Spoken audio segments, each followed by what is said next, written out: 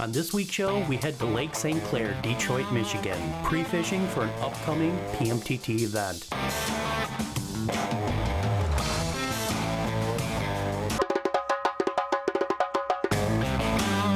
Our plan was to leave a day earlier and get out on the water with Matt Firestein, better known as Catfish, legendary Lake St. Clair Musky guide.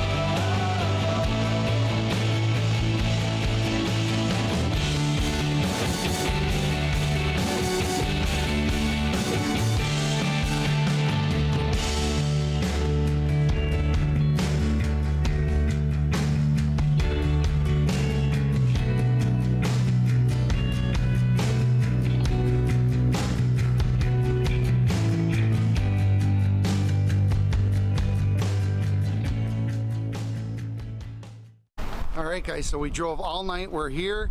We are with one of the local legends here on St. Clair, and that's Matt Firestein. A lot of guys know him as Catfish. Hey, what can we expect today, bud? You know, open water fish, man. It's the water temps are right at the summertime peak. The big fish are moving. There's big fish, lots of fish. The metabolisms are up, so should be a great time. The fishing's been good, so I think we're really gonna hopefully encounter some big fish. The trolling bite's been great. Casting bite's been all right, so it's going to be an awesome time. You came at the right time. You know, you lived here all your life, Matt. What things have changed on this body of water a ton over the years? I mean, we've had VHS, all these different things. What, I mean, has it affected on this body of water as far as big fish sizes, things like that?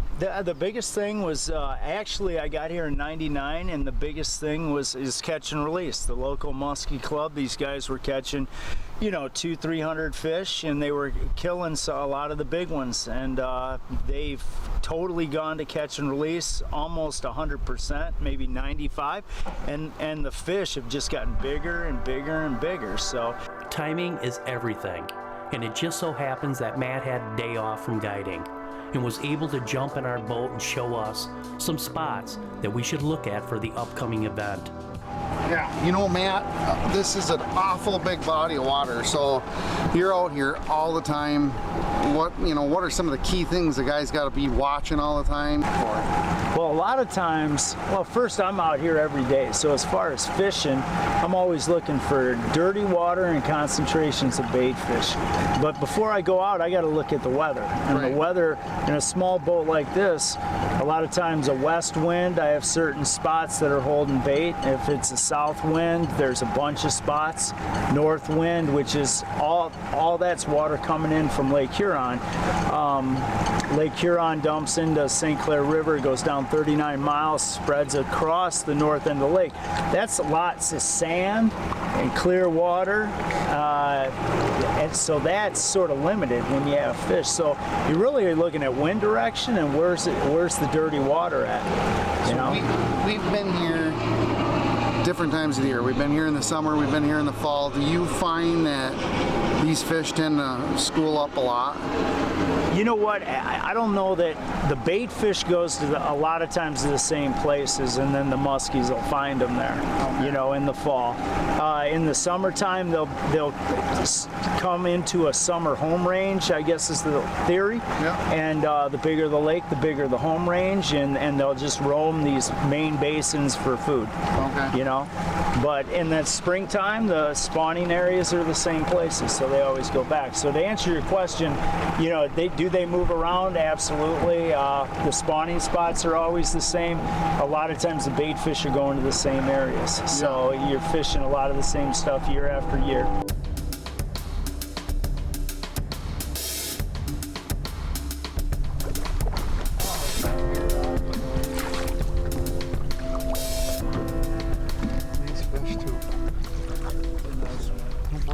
this one. How big? Oh, what do you think, Matt? 47, something like that, and 46, 47. Nice fat fish. Came up and went back down. But I'll tell you what, that's about 4 or 5 casts in, so we're liking that. Just got here, we're out on the channel. Matt says that's always a good spot this time of year, you know, working the channel, got a river dumping in. We love fishing rivers. You got current change, everything's going on. You got a lot of shipping going on here. Like Matt says, one of the cool things about this area is you've got these ships coming through, stirs up some water, makes it a little more discolored. As you know, St. Clair is really, really clear. So anything you can put in your advantage. And one of the things that we use to our advantage is a little bit of more stained water, so that's what we're doing. We're gonna keep doing what we're doing, and we just raise the fish like instantly.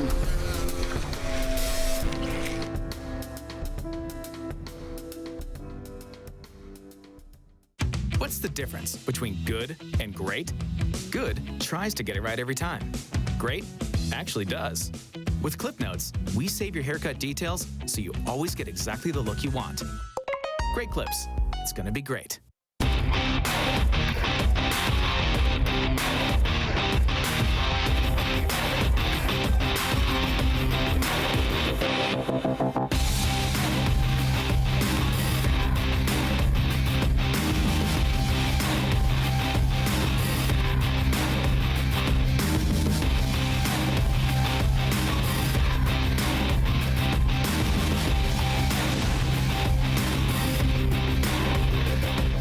One lucky winner will be picked to fish with the guys from Keys Outdoors.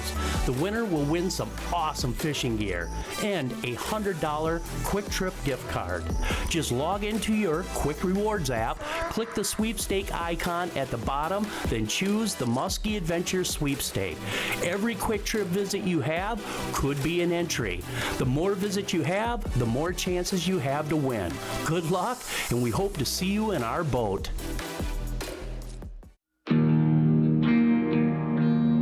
We only know one thing. We never stop.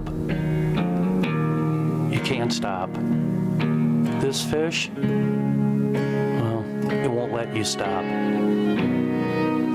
It decides. We just have to be there when she does.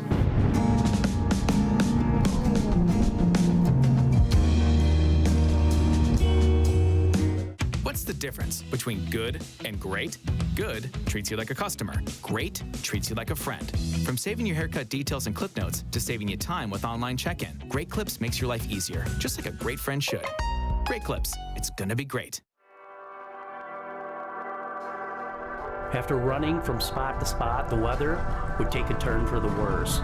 Severe weather was heading our way. All right, guys, we decided to get off the water. We've got really major heavy storms coming in, so we're just ducking out, gonna just relax here and wait for this to blow over on this big water. You want to make sure that you're just doing safety.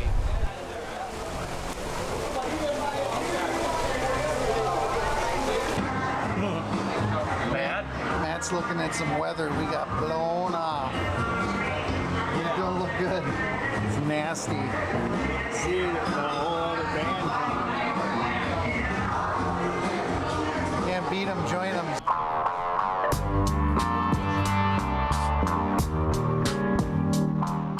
Just our luck. The one day that we have Matt in the boat, and old Mother Nature, she decides different. With storm cell after cell, we were able to scout a couple more spots before a mega cell was upon us. Trying to outrun this storm, we had to seek shelter. We decided to duck under an old railroad trestle and wait the storm out. Then, all hell broke loose. After an hour seeking cover, the daylight almost gone, we headed back and called it a day.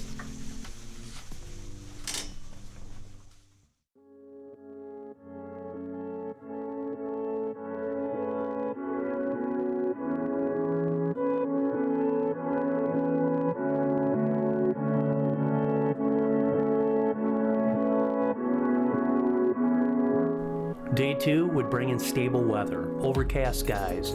We would head to the Canadian side and troll a massive flat where a river was feeding into the lake. We trolled for hours without a rip, and then decided towards evening to head back, catch the evening bite, where we raised a fish with Matt the day before.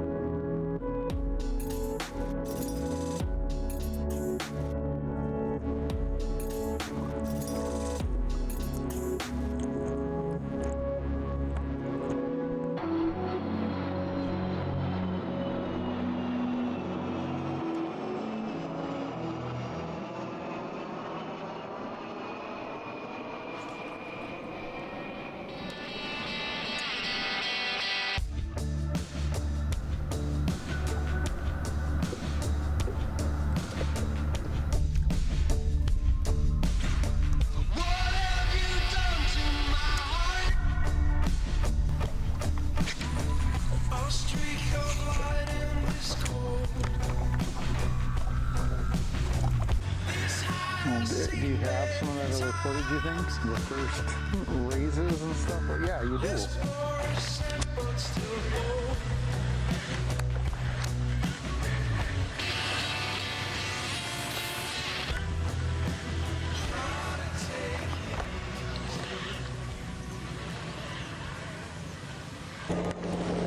Come over to the house.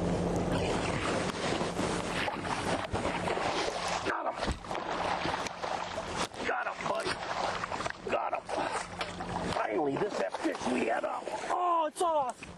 Come on. What have you done to my soul? Colors that I've never seen this way. Sometimes you need to be pushed with a soothing pain.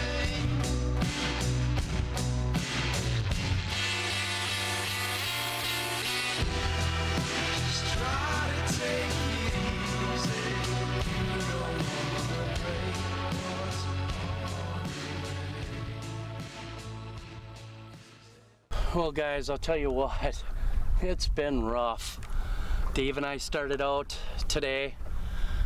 We're on St. Clair, and we went to the Canadian side all the way over and trolled, cast, nothing. We came back here, and yesterday when we were just kind of looking at some areas, we raised this fish, put an icon down.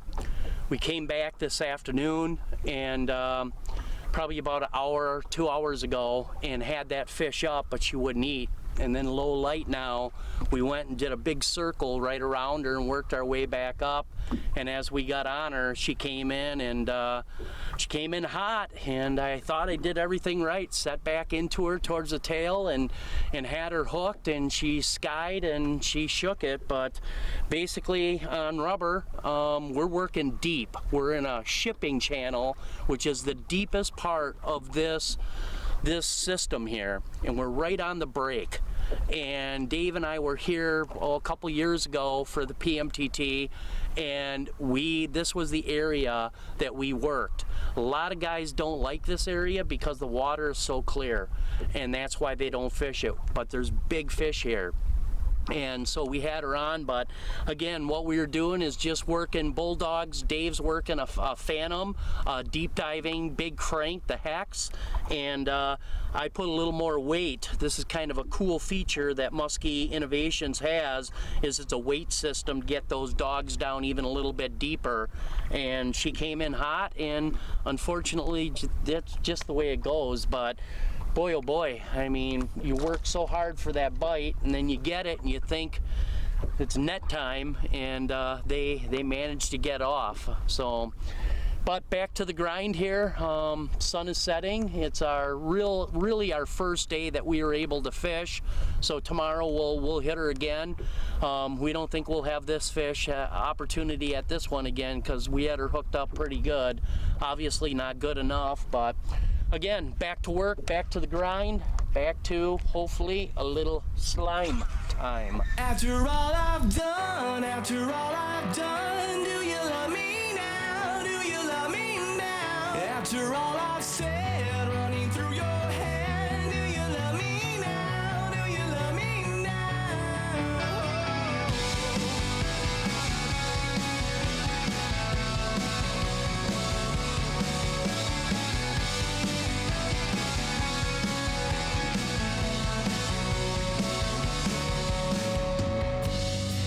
And if I told you everything, I bet you cry and run away. Day 3 on Lake St. Clair would start out with us checking out yet another spot that Matt had told us about, a place that really gets overlooked. The truth is I am not at all who I preach myself to be, and I deserve to be all alone, and I'm alone here with me. We would spend a half day fishing that location before deciding to make yet another move, going back to current and cold water. And after all I've done, do you love me now? Do you love me now? After all Well guys, it's day 3 for us. And it's been brutal, it's been tough. You know, we've got storms moving in. The first day we really didn't even get to fish because it was such really bad conditions. It was heavy thunderstorms, I mean heavy. So then yesterday we went out, fished all day, trolled all day, didn't get a rip, went back to our casting. I ended up dumping a really nice fish on a bulldog, a weighted bulldog. And then again, all day today, we moved one fish earlier, and then we came back and wanted to work where this stretch of river is where we lost that big fish. And so we're gonna fish it out here. We're gonna see what's gonna happen here. Dave's gonna be throwing a dying dog, and there is heavy weeds. That dying dog rides very high. I'm gonna be throwing a spinnerbait by Llungen, and again, anything that breaks those weeds and gets through it is critical. And these weeds in this river, there's so much current. These are really heavy duty weeds. So again, that's what we're gonna be doing, and hopefully we'll hook up here.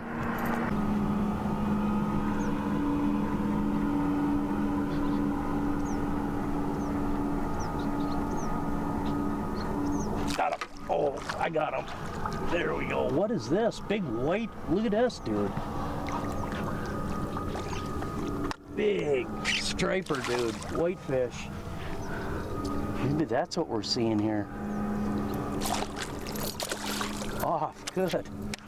Came up, hit it twice. Again, spinnerbait, you don't know what you're gonna catch. We're after muskies, and there is heavy weeds here. And again, like I said, guys, I want to get something that's going to go through those weeds tangle free, and that is a Llungen spinnerbait for sure. Does the trick.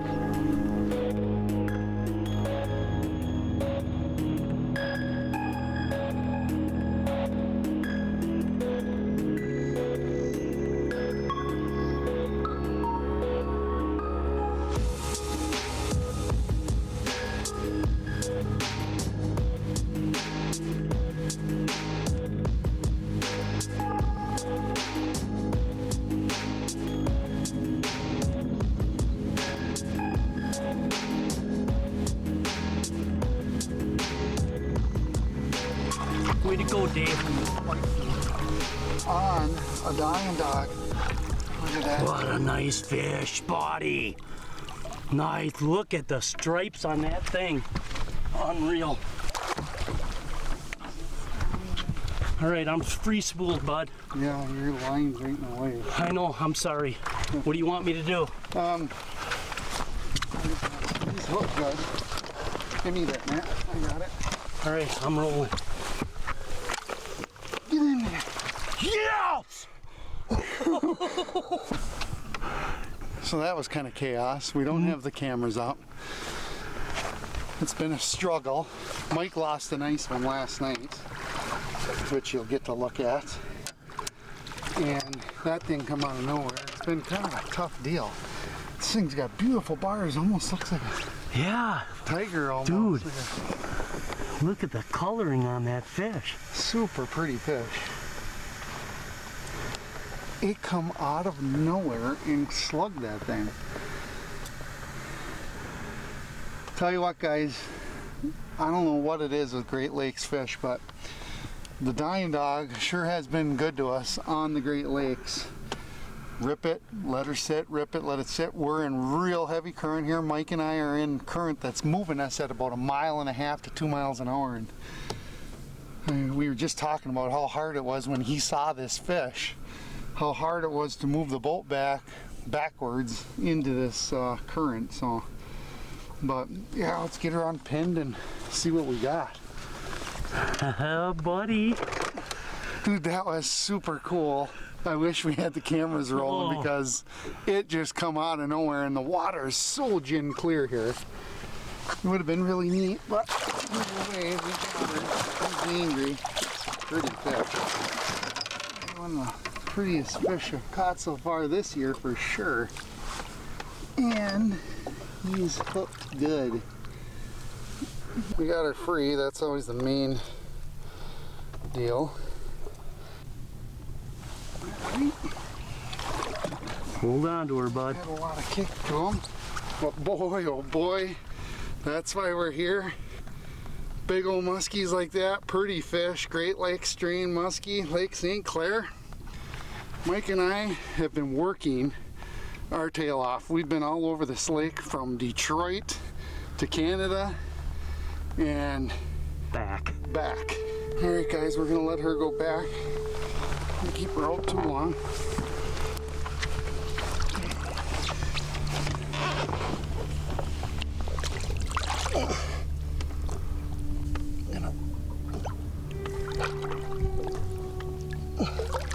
Grab her this way. Hold her up just to give her a break.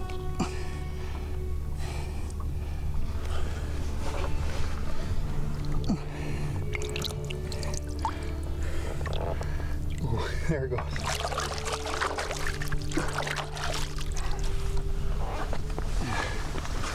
Off she goes. We needed that really bad.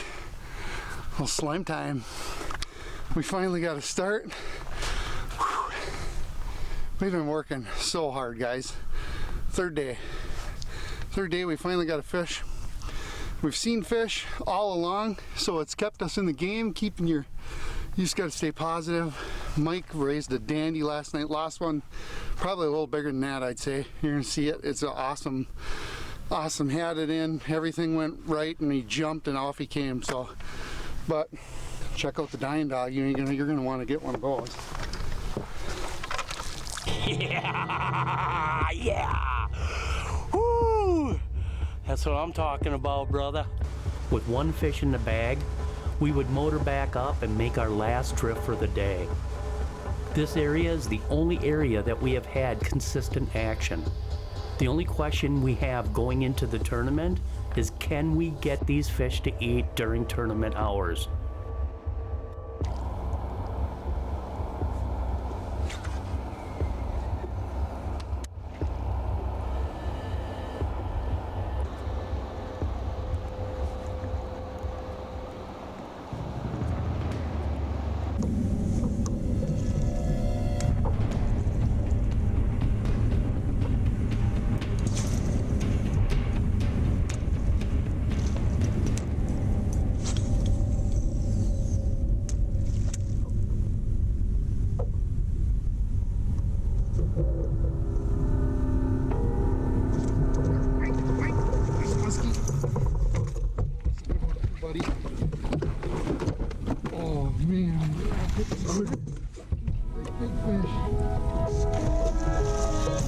Nice muskie, another one, buddy.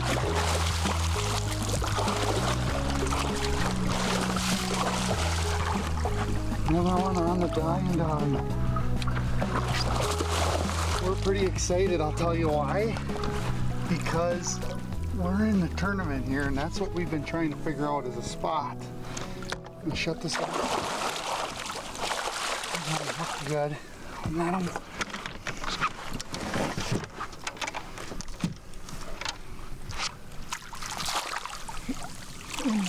Yeah. Number 2. Oh, he's all wrapped up too. Do not like that. All right, guys, we're gonna pull this one out of the net. It's really been, I mean, for Mike and I, it's all about the teamwork out here. We've been really trying to figure out, we always trying to figure out these fish, but trying to figure out what they're doing, especially during the tournament for us. He's a little angry. He's got a big cut on his back from a prop or something. Nice fish though. Probably 41, 42 incher, real nice. He hit that dying dog by Team Rhino again, guys. Crushed it. Yeah, we're excited. That's nice. We got fish number 2. Mike lost a big one. We're in clear water, 71-degree water temps. Got into some active fish. All right, guys, I think we're gonna get her back in the water. Let her go. Nice fish. Fish number 2. There we go. Hold on. And that's what they're eating there. No. Dying dog.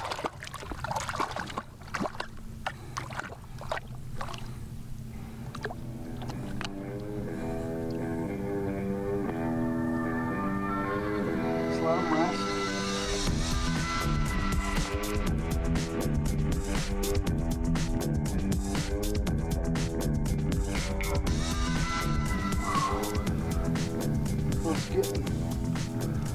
Getting close. We're on the north end, so the water's a little cooler. Some of these areas where these guys are fishing, the water's 80 degrees. Mike and I look for a little bit of cooler water is what we look for, and we've got some. He's holding himself upright. I'm going to let him go. Look at there, boys. Back to the depths, and I'll tell you what, we're excited about that. But the one thing we are a little bit nervous about, as Mike and I have noticed, it's been really an evening thing.